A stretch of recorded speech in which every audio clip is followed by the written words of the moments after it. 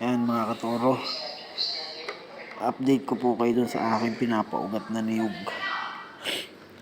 Ayan, ayan, bumubukol na po. May lumalabas na sa ilalim.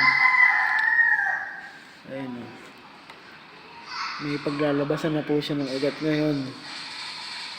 Ayan, yan po yung lagi nababasa. Diyan po sisibol yung ugat. Ayan, diyan po sisibol yung ugat ni itong niyog na ito. Ayan po, oh. Makikita po niyo mayroong bukol-bukol, ano. Ayan po. Diyan po lalabas yung ugat niyan. Pag yan po ay umugat, yan po papahabaan natin. At pagkatapos po natin mapahaba yan, mahabang mahaba na, mga 2 tangkal, bibili po tayo ng jar. Yan po ilalagyan natin ng isda sa ilalim. Para palangoy-langoy yung isda sa ilalim. Habang nandiyan po yung itong puno na ito. Yung jar po na ano, babasagin. Yan po.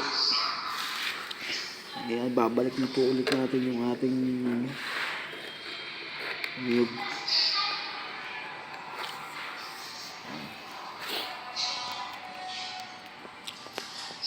Bukas po ng magay papainitan natin para yung kanyang dahon ay pag maayos.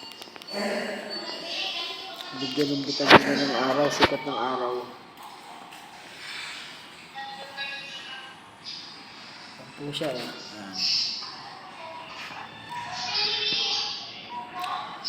Yan po, update ng ating niyog na 3 puno. Hanggang sa susunod video.